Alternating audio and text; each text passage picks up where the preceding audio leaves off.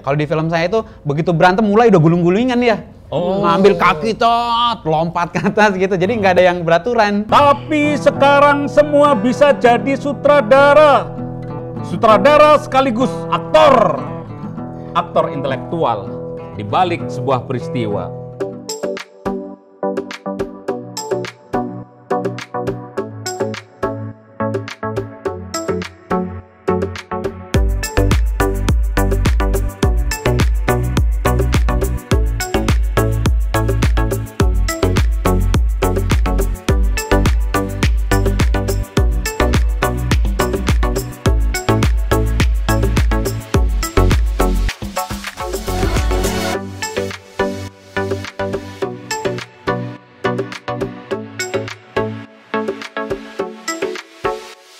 Assalamualaikum warahmatullahi wabarakatuh, teman-teman Cafe Puisi.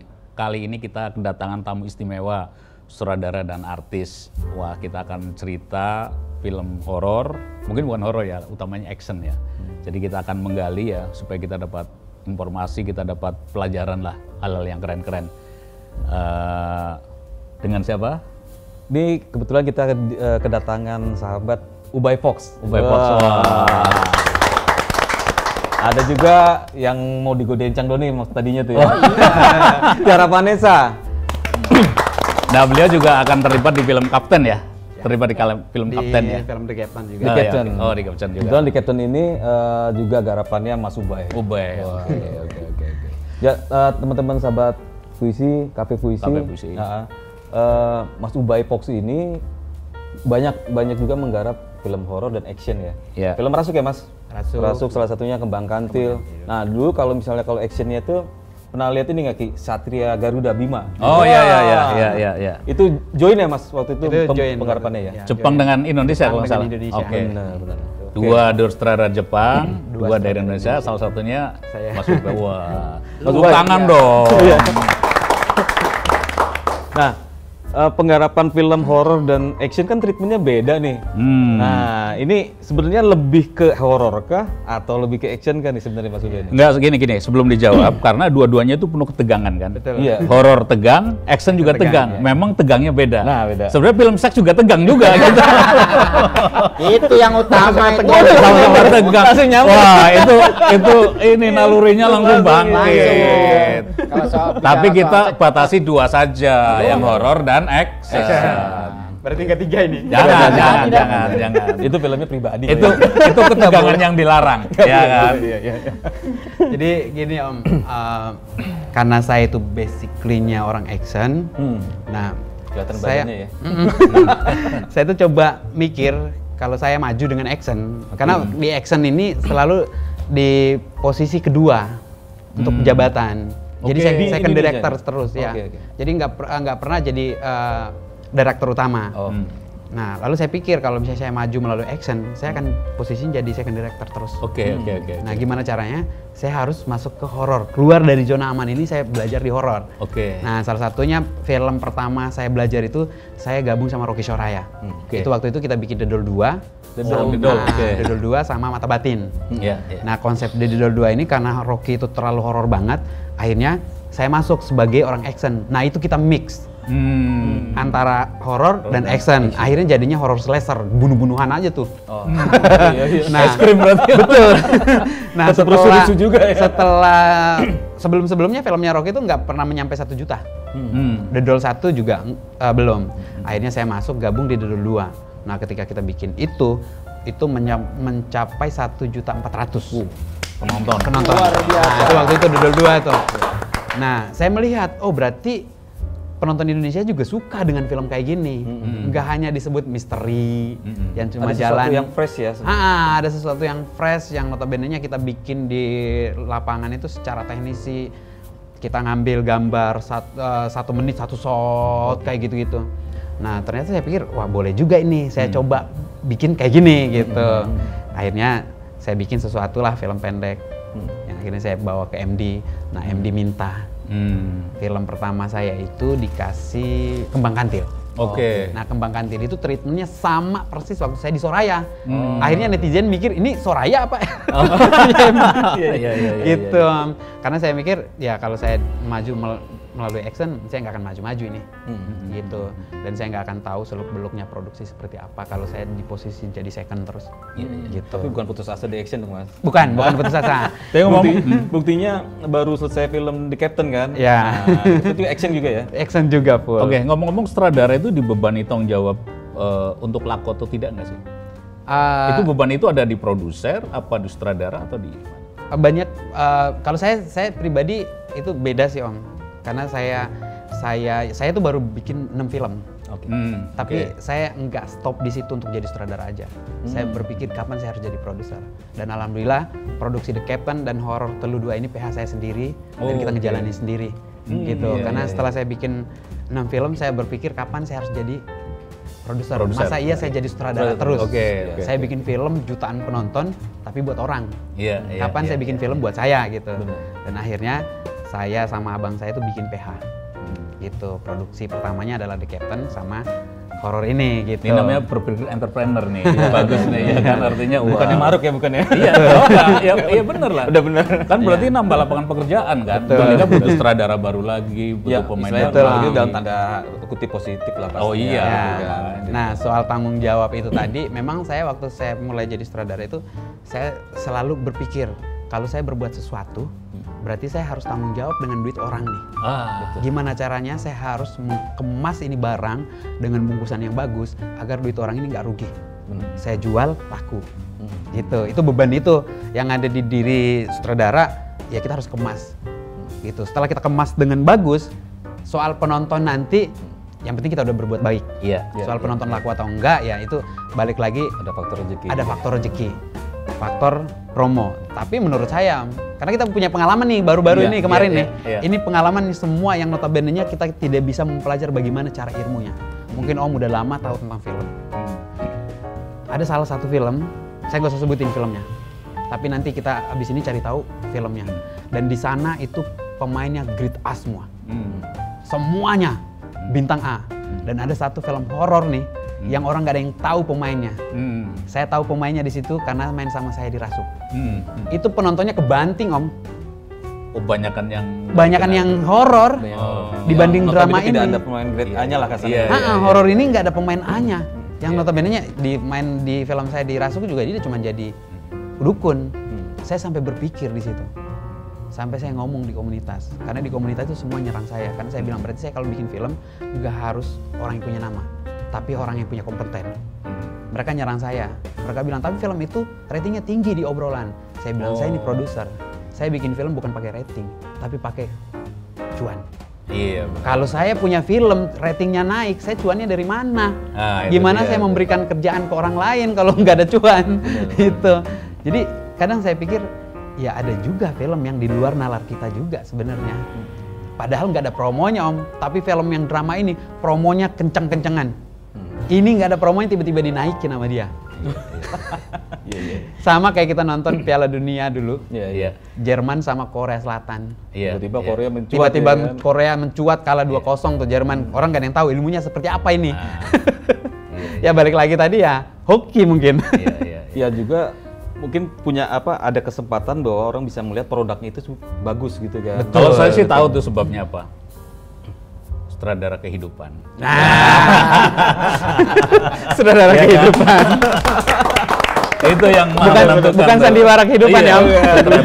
Sutradara. Betul. Banyak ditanya-tanya. Lu udah memperkenalkan terus nggak di ini? Tadi saya mau nanya tapi kan Mas Ubail masih bicara gitu.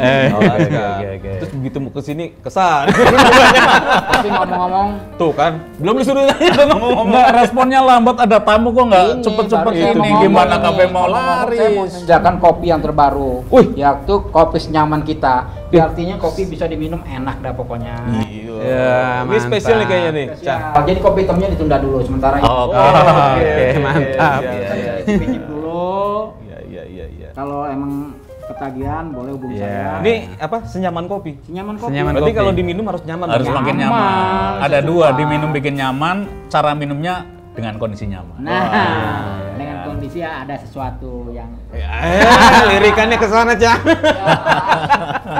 Oke, tadi saya mau ke Mbak Tiara nih. Tiara, kan ikutan main di The Captain kan ya? Iya, betul. Nah, pengen tahu dong sedikit keseruannya di syuting di The Captain itu seperti apa? Seru banget ya pasti. Sempet dapat bocoran The Captain ininya sedikit apa? Dialognya sedikit, sisanya gebuk-gebukan ya. Nanti Mas Uba juga menjelasin kenapa beliau yang Seperti itu ya? dipilih ya kan. Gitu.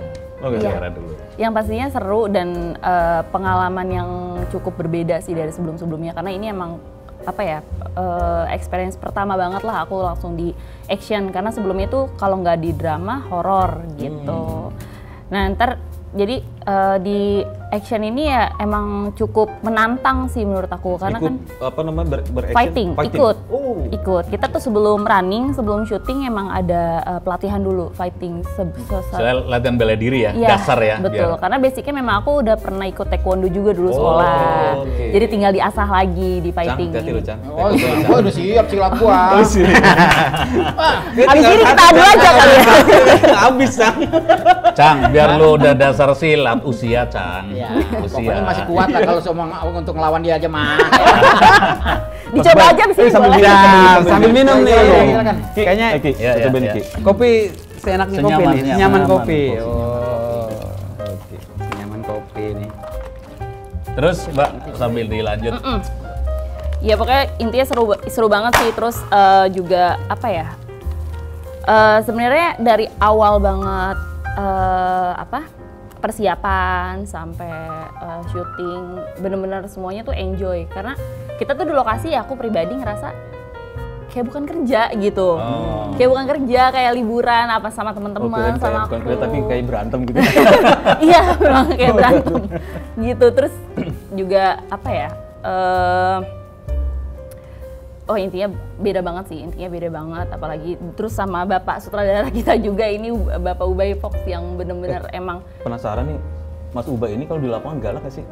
Sebagai tegas sih. Jujur Lebih nih ya? tegas, dia tegas. Saya galak di kasur. Berarti kalau mau tidur marah-marah dulu. Iya, Kalau mau tidur salto dulu. digebukin dulu anaknya. Itu aku nggak tahu deh. Ya Bapak Ubay sendiri di directnya sih enak sih, maksudnya Ngedirect. ngedirect enak, ngedirect pemain tuh pelan-pelan, tegas, enggak sih dia nggak galak sih menurut aku. Ini biasanya kalau Srimula tuh sambil gini, kayak kasih. Terus. Mas Ubay, kenapa pilih Tiara untuk terlibat Salah satunya di ya? ini? Iya. Saya milih dia itu salah satunya karena memang dia punya basic Bisa bela diri. ya? Gitu. Terus karakter yang saya cari itu juga memang pas di dia. Jadi pas gitu casting, saya lihat karakternya, oh nih oke nih, gitu. Tapi saya tanya dulu nih. Jadi saya tuh kalau castingin orang itu Om, jadi beda. Habis casting udah saya ajak ngobrol. Ini orang enjoy apa enggak? Karena shootingnya pasti nggak akan enjoy nih action Bener, soalnya. bener. Iya, iya. Kalau Iya. misalnya dia enjoy, oh berarti ya udah kita fight bareng gitu. Nah pas gitu kita sepakat, oke karena kita ada pelatihan nih selama 2 bulanan, hampir 2 bulanan. oke. Latihan, ready nggak? Ready, oke. Apapun yang terjadi dia siap. Ya udah, gitu. Saya calon dia jadi as. Jadi nama toko di film ini kartu semua ini Om. Oke. Ada Joker, ada King, ada Queen. Queen. Joker ganti kan? Bener kan? Iya. Berarti nalurinya kenceng juga. Loh, iya. Kan gue bolak-balik ngaca. Abis Iya, tutup kan? tangan, Cang. Tangan ini jokernya dimakan juga sama Ubay nih. Tadi Mas Ubay, ini kan tadi dialognya sedikit banyak actionnya. Nah ini treatmentnya kenapa seperti itu Mas? Treatmentnya karena menurut saya bikin action. Ya berantem berarti. Bikin Orang harus berantem. disuguhkan yang, ya pokoknya Iya, actionnya lah. harus ya. disuguhkan gimana caranya penonton itu nanti leganya pas di ending.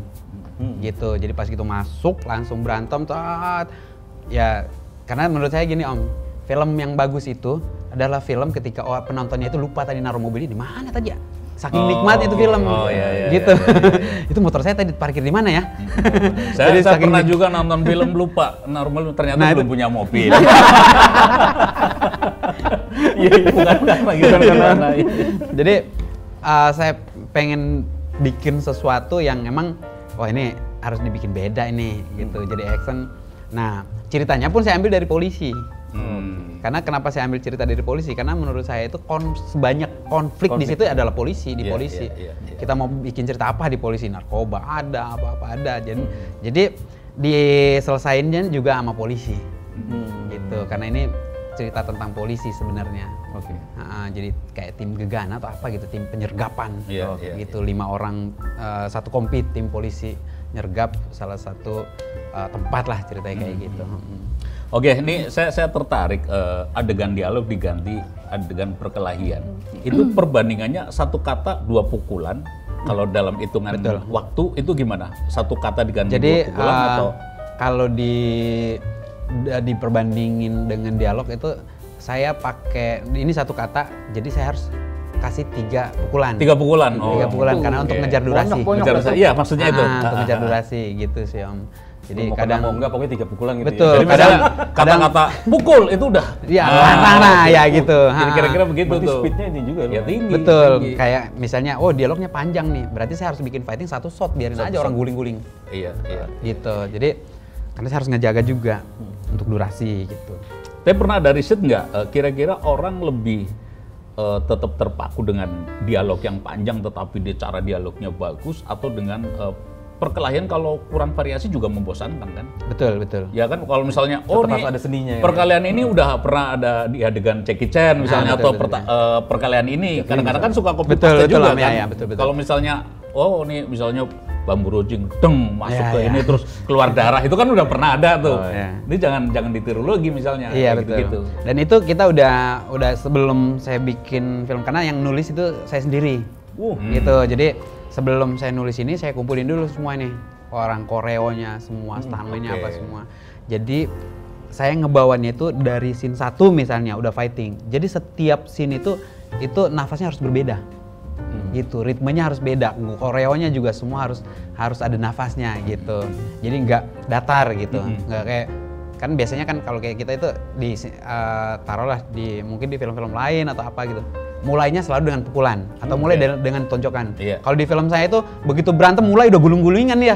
Ngambil kaki lompat ke atas gitu. Jadi nggak ada yang beraturan. Jadi nggak harus mulai dengan pukulan, nggak harus mulai dengan tendang gitu. Artinya seolah-olah kamera datang ke situ tuh Iya, udah ngeliat berlangsung. Iya. Perkelahian udah Betul, berlangsung iya, ya. Baru betul. dia nyampe terus Iya. capture gitu ya. Betul. Kadang polisinya mau ngambil aja tangannya udah dihajar, udah dikunci kayak gitu-gitu. Iya. Nah, karena saya juga dapat pemain yang memang notabene-nya basically-nya silat juga. Dia dari PSHT. Itu si Mas Suwardi. Itu dia juga juara One Pride. Gitu. Kenapa saya tertarik sama dia karena memang saya pikir ini kita punya hero baru ini. Yang jutaan orang fans sama dia. Saya nggak pernah lihat fisik Om. Ya itu tadi balik lagi tadi soal film yang saya omongin itu. Juga ya.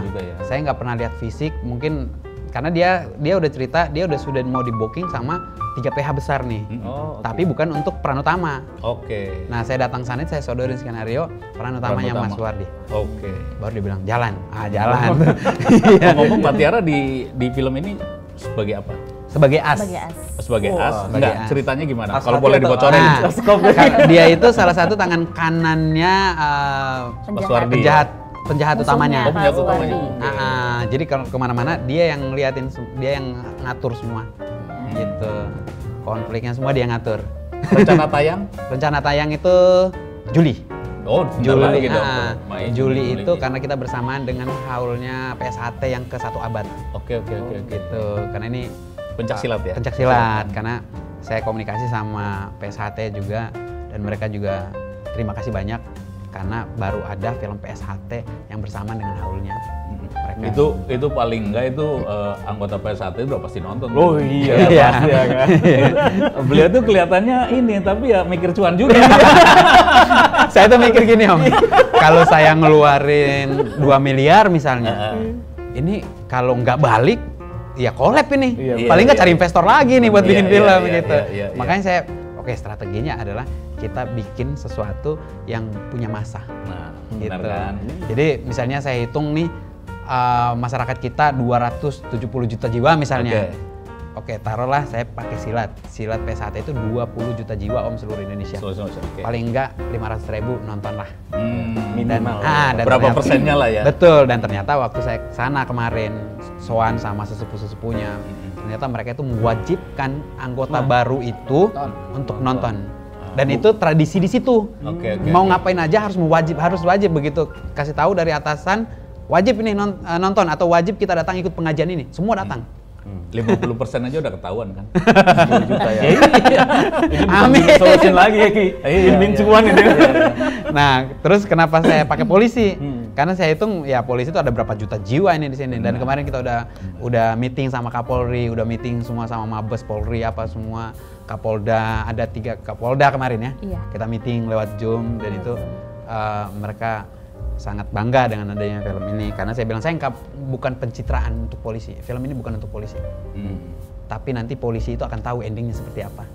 Gitu. Jadi build-in-nya bukan aja di adegan tapi di orangnya. Di institusinya langsung. Orang ini pengikutnya berapa? Wah itu canggih loh. Hebat. Ini cara pemasaran baru loh ini. Jangan-jangan ada masuk gerakan ojol juga nih. Itu banyak juga. Nah, kalau adegan misalnya buka kulkas, ada minuman apa itu kan udah kuno lah kayak Iya, gitu kan. betul. Ini beda nih yang dipilih pemain-pemain yang punya background ini. Bisa Komunitasnya juga banyak, ya. pilih organisasi yang anggota masanya banyak tuh. Ya, Siap Iya kan? lain. betul Om. Karena itu yang nggak Tapi dipikirin memang- orang saya pikirin. Iya, Pasarnya iya. sudah masif ya gitu ya. Udah jelas, Iya, udah jelas. jelas. Nah, Bang Ubay kan 2 genre nih, action dan horror nih sudah pernah dilakonin nih. Saya cuma mau tanya ini aja nih. Kira-kira untuk budgetingnya, nah mahal yang mana nih, action kah atau horror kah? Sebenarnya untuk budget itu relatif sebenarnya sih Om. Jadi tapi pastinya kalau kita bikin action itu pasti mahal, lebih mahal dibanding kita bikin horror. Ini kita nggak bisa tutupin. Emang horror itu sama action jauh beda. Iya. Misalnya nih kita bikin horror 3M, bikin action tuh bisa sampai 7M. Iya. Karena ngelibatin orang banyak yang orang bilang lah kok fighternya gitu. Nah justru bayar fighter itu tuh mahal juga. Iya, benar. Belum kita nyiapin kalau dia kesleo, nyiapin tukang urut di lapangan, belum Safety-nya iya lebih nyiapin Asuransi safety, juga. asuransi. Kalau asuransi sih belum Om. Asuransi kita itu tukang urut doang. Tukang urut. Nah itu kejadian kita di The Captain. Iya. Yang orang nggak pikir ya kita kejadian. Jadi ada adegan jedot kepala, ini pecah. Akhirnya ya udah, karena kita udah siap tuh, udah pasti tahu tuh. Saya tinggal ngomong ke orang-orang produksi bawa dia ke rumah sakit, jahit kepalanya. Karena kita udah tahu nih, ini pasti ada kejadian kayak gitu. ya, resiko. Resiko adegannya udah ya. betul. Jadi film action itu biayanya horor, film horor biayanya Action. action. Nah, gitu, Iya, bisa, Bang. bisa. Ya kan? Berarti kalau kepukul giginya hilang gimana tuh? Terus mau ikutan Gantiin. main film action. Iya. Nah, giginya gigi metik apa manual itu? Mesti jelas tuh. Ini manual, masih manual. Dan emang kalau di film action itu ya begitu, banyak hal yang kita pikirin, yang tidak kita pikirin di horor. Kalau horor tuh ya 2-3 pemain, 4 pemain udah selesai. Tapi action itu banyak banget ngelibatin orang. Gitu. Ya kalau soal resiko memang kalau action tuh pasti cedera itu udah pasti. Ya, tuh, cedera action. udah pasti. Kalau horor paling yang kesurupan. Berarti harus mendatangkan orang pinter aja tuh. Ya, Bener banget Om, bener. Iya kan? Otomatis lah. Gini. Tadi di awal Bang Ubay itu bilang di action dia hanya second director. Benar? Iya. Iya. Tapi kayak ikut cerita di Captain nih seolah-olah dia bakal jadi first director nih jadi. Dulu udah. Nah. Valentine the Movie. Oke. Jadi kalau setelah Bima dan setelah The Doll 2 sama Mata Batin. Nah itu saya second tuh. Nah pas begitu saya ditarik sama MD, ditarik sama Skylar, itu baru tuh. Nah, jadi kalau sutradara utama. sekarang lebih enjoy horror atau action, Bang? Lebih enjoy apa ya? Saya malah lebih tertekan di horor. Oke. Karena saya kalau bikin action tuh gampang. Oke, bikin fightingnya kayak gini-gini. Karena Tapi kalau di menguasai horor, ya. kalau di horor tuh saya lebih mikirin gimana caranya buat takutin orang. Ah. Karena beda kayak Jadi sebelum nakutin orang udah takut duluan tuh. Karena tertekan kan. Iya, tertekan. Om. Karena cara nakutin orang itu kan beda. Misalnya kita berdiriin pocong nih, tahu kameranya dari sana. Orang udah tahu itu pocong. Iya. Orang pasti nggak takut orang nonton. Iya. Tapi gimana caranya kemasannya? Ini bukan pocong, ini hanya orang aja nih. Gimana caranya orang penonton itu bisa takut gitu. Karena kalau misalnya kita bicara horor, semua sutradara udah punya gaya masing-masing untuk ngeluarin karakter setannya. Nah kalau Ubay Fox nih gayanya seperti apa nih horornya nih? Nah kalau saya horornya itu lebih ke Turki. Jadi saya lebih ngejauhin kayak kuntilanak, kayak pocong, kayak Gondoruo, itu saya ngejauhin. Karena saya orang yang paling frontal untuk tidak percaya itu. Oke. Karena saya masuk ke horor juga karena nggak percaya itu, Om. Oh gitu. Film horor saya sebelumnya film agama. Saya itu dikenal film sutradara Islam. Oke. Gitu. Saya itu berapa kali didatangin orang ke rumah dukun itu nantangin. Karena saya selalu ngomong keluar, saya nggak percaya itu. Dan saya juga salah satu orang yang explore rumah angker. Saya datang sendiri ke rumah angker jam 1 untuk ngebuktiin itu semua. Dan nggak ada apa-apanya? Nggak ada apa-apa. Makanya genrenya saya itu lebih ke Berarti Turki. hantunya yang baca-baca kali. Mudah-mudahan berani datang gitu kan. Karena berani kan. Jangan-jangan hantunya lagi jaga warung kopi. Makanya horornya saya itu lebih ke Turki. Saya lebih menggambarkan jin itu pesannya itu melalui Al-Quran. Tapi saya pernah baca Ki, salah satu tulisan di media, syarat untuk bermain di filmnya Ubay Fox itu adalah bisa Baca Al-Quran. Oh gitu ya? Oh Ya. keren, tepuk tangan dong. Paling nggak itu kan menginspirasi banyak orang untuk ya mudah-mudahan baca Quran bukan karena pengen main film. Iya kan? Kayak yang ini, yang Teluh 2 ini, peran utamanya karena selalu yang dikasih ke saya itu beda agama. Saya bilang, saya senang banget nih karakter ini. Tapi dia baca Al-Quran ini. Oh bisa Om dibelajarin? Nggak mau, saya nggak mau. Saya mau orang yang emang orang Islam. Karena fase nanti bacanya begitu saya ajarin dia bisa ngikutin gitu. Saya bilang, saya nggak mau kayak di sinetron. Yang nggak pantas, yang bukan orang yang harusnya baca itu dipaksain. Dan akhirnya keluarnya beda gitu. Saya bilang, karena ini peran utamanya di endingnya itu dia harus baca doanya Nabi Daud, gimana caranya? Kayak akhirnya saya harus cari, karakternya ganti lagi. Saya tertarik ini kaos yang dipakai nih tulisannya Ali bin Thalib. Kayak fans dengan Imam Ali nih.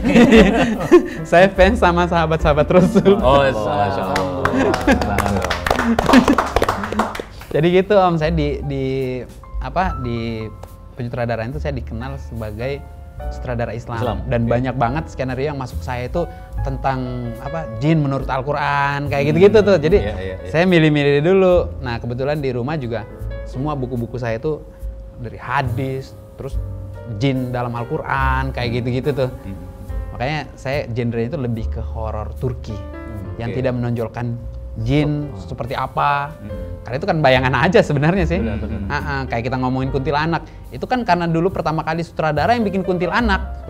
Ya gambarnya seperti itu. Misalnya mungkin zaman Om dulu, zaman Susana kali ya. Zaman Susana ada kuntilanak. Akhirnya mindset kita sekarang jadi seperti itu. Bener-bener rambutnya Gitu. acak-acakan, padahal diikat ya rambut kuntilanak. Pakai konde. Nah itu yang saya lakuin sekarang gitu. Jadi apa yang saya lakuin itu tetap dengan porsinya saya sebagai pengikut Islam misalnya. Saya menggambarkan setan itu melalui sifat manusia. Saya pernah bikin salah satu cerita Om, itu dari tahun 2016 saya bikin skenarionya. Itu saya tawarin ke orang, ke PH-PH lah, tau lah kita PH-PH ini siapa yang nguasain. Itu begitu saya tawarin mereka bilang, Islam. Ya Islam. Betul Om. Itu dari situ saya sakit hati. Kenapa ujungnya saya itu sampai bikin PH? Akhirnya ya udah, pas begitu Raffi Ahmad nelpon, punya konsep nggak gini? Punya Kang. Apa konsep? Saya kasih ke dia. Saya dari tahun 2016 saya bikin cerita. Pas itu dibaca, wah gila keren. Terus dibaca lagi sama Francen Susanto. Wah ini di Katolik memang begini juga ceritanya, kata dia gitu. Karena saya global ceritanya. Saya ngambil dari Surah Yasin. Gitu, menceritakan tentang manusia yang sifatnya seperti jin. Gitu. Dan ya alhamdulillah kita selesai waktu itu bikin filmnya dan laku. Oke, Mas Ubay, Tiara, ini seperti biasa di Cafe Puisi ini setelah ngobrol harus ada puisinya. Gitu Jadi setelah ngape baca puisi. Iya, setelah ngopi baca puisi. mau baca puisi atau mau mendengarkan puisi saja? Kami mau mendengarkan saja. Betul. Ayo Ki, Ya. kita sambil di Minum Cang, dulu, minum dulu. makanannya mana? Aku ngopi doang. Waduh, terkesima Ntar ini. habis puisi lah. Iya, siap-siap.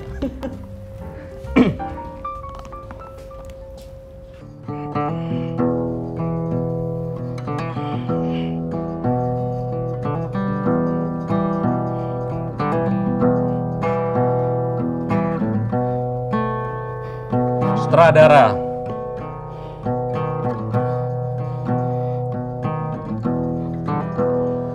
Sutradara adalah pengatur laku. Dia yang bertanggung jawab secara kreatif atas sebuah produksi, menerjemahkan di lapangan apa yang direncanakan skenario.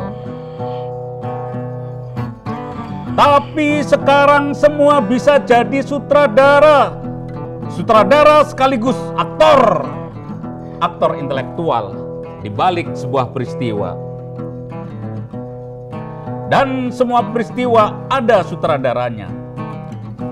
Peristiwa kecil maupun besar.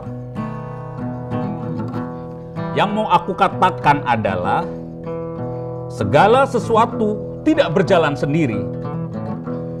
Ada sutradara di balik ini semua.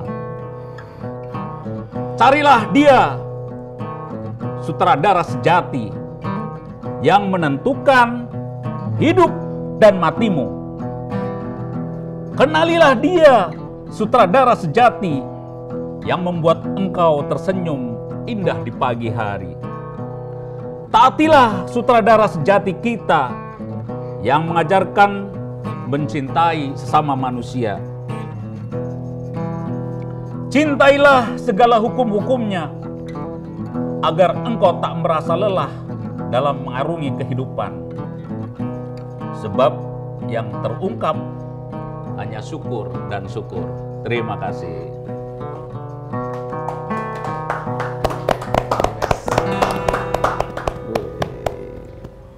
Keren. Keren banget Om. Oh, yes.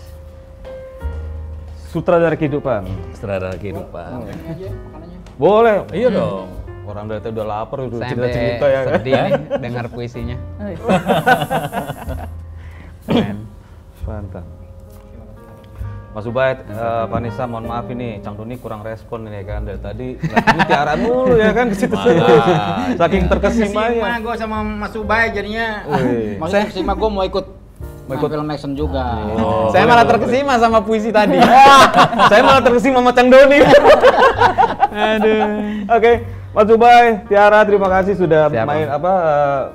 datang ke Cafe Puisi, Oke. berbagi cerita, kita ngopi bareng, seru banget, inspiratif banget juga kisahnya, Iya. gitu kan.